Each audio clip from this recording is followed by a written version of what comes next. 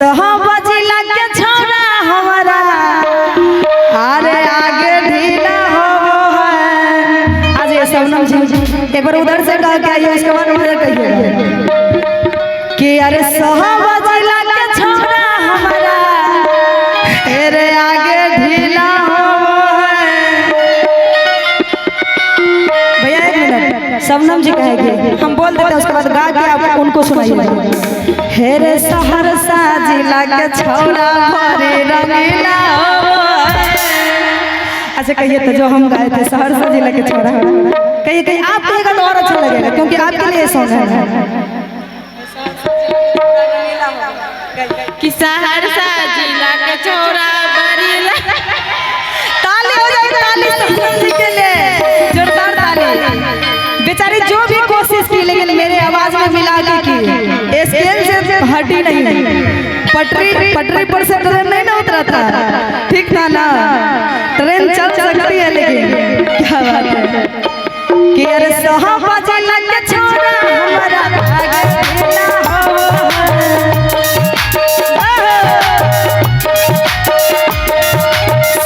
बजिला के छोरा हमारा आगे ढीला हो।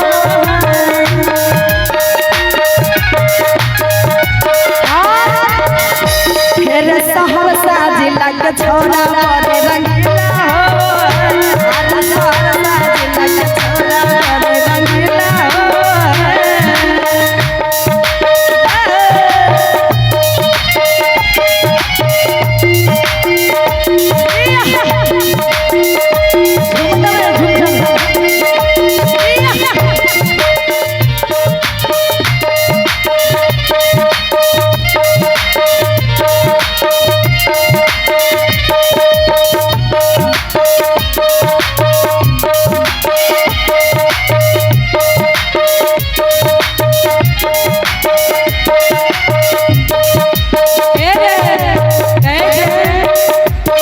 अरे बलिया और बक्सर से कुछो नहीं ला,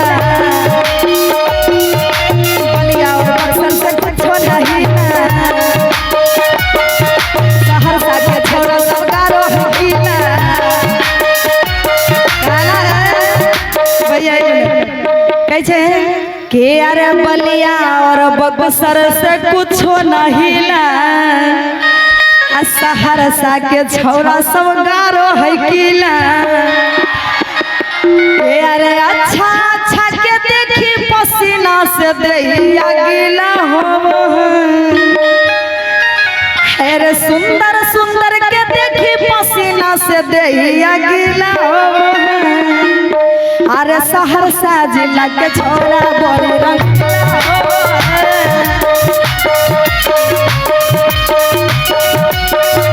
हेरे सहरसा जिला के छौरा बड़े रंगीला हो।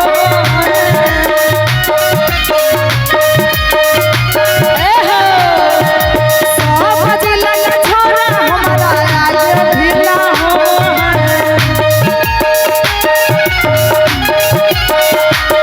अरे बजिला के छौरा हमारा आगे ढीला हो।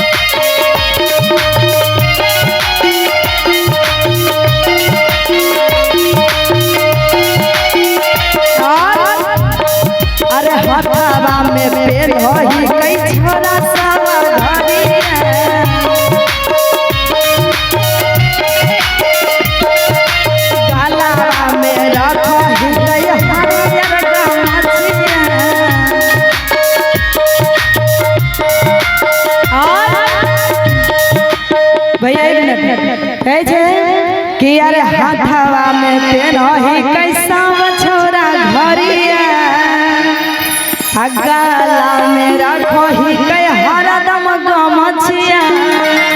अच्छा सहरसा के कितना लड़का है जो कि गमछा रखता है हमेशा? अभी किन के पास है गमछा?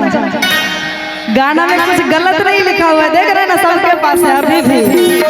इतना रात को भी गमछा लेके चलते हैं। क्या करते हैं आप लोग गमछा लेके? गमछा से क्या करते हैं? मुंह पोंछते हैं या फिर गर्लफ्रेंड को? अच्छा ये हंसी मजाक छोड़िए, आप लोग मजाक के तौर पे ले लीजिएगा। हम जो भी कुछ बोले आप लोग के मनोरंजन के लिए बोल रहे हैं, समझ गए ना? अरे ये गाना कि अरे गलवा में रखो ही कई हरदम गमछिया और कि अरे रतिया ता छोरे उ सब दिनों के लीला करो।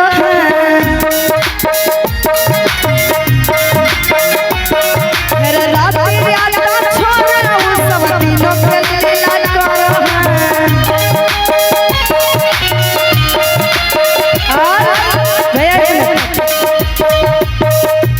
इधर से अठन्नी चौवनी जो भी है भैया, अठन्नी चौवनी जो आगे में खड़ा है, आगे में जो बैठे हुए हैं बउआ सब, दो चार को उठ जाइए। सबको नहीं उठना है, सब उठिएगा तो हम गुस्सा जाएंगे। इधर से दो चार को उठ जाइए, बस मजा आ जाने वाला है। दो चार को, बस दो चार को उठना है। हाँ उठिए उठिए, जो छोट छोट है बस। हाँ हाँ अब नहीं उठना है किसी को, डांस करना है तभी उठिएगा।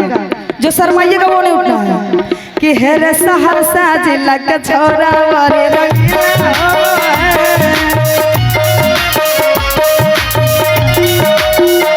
अरे सहरसा जिला के छोरा बड़े रंगीला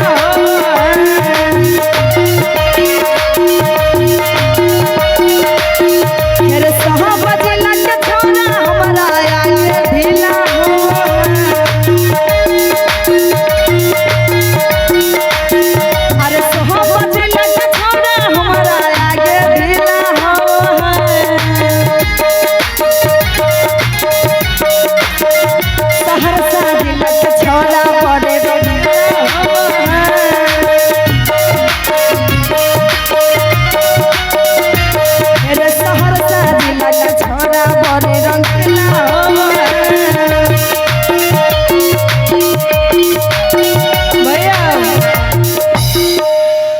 और शबनम जी कहेंगे आप लोगों के लिए, शादीशुदा है आप शबनम जी? हमें तो पता है आप कुंवारी है, लेकिन कहीं चुरा के शादी किए होंगे। बॉयफ्रेंड से शादी नहीं किए हैं, कोर्ट मैरिज। बाद में मम्मी पापा नहीं होने देंगे तब क्या कीजिएगा? नहीं कीजिएगा, मम्मी पापा के पसंद से। शर्माती लेकिन है ज्यादा, ये झूठ बोल रही है ना। बिना बॉयफ्रेंड के ही रह सकती है, इतना मोटी जो लग रही है। बुरा मत मानिएगा, हम मजाक में बोल रहे हैं। क्या बात है? अरे क्या ना शबनम जी कहेगी, क्या कहिएगा? शादीशुदा नहीं है तो कैसे कहिएगा? मान लीजिए कि आप शादीशुदा हैं कि, और अपने गांव के यार सब, मान चलिए ये सब आपका गांव का यार है, मतलब बॉयफ्रेंड, छोटा मोटा बॉयफ्रेंड, एकदम लेवल पे नहीं, छोटा मोटा है। और क्या बड़ा वाला नहीं, छोटा वाला है आप लोग। और कहना है कि अरे जहिया से लियो ससुरवा हमारा देखे खाते अखिया तरसलो कि ना। शबनम जी कह रही है अपने बॉयफ्रेंड सबसे, यहाँ पे जितने भी आए हुए हैं सबसे, कि दिल में धसलो कि नहीं, कोनो छौरी फसलो कि नहीं।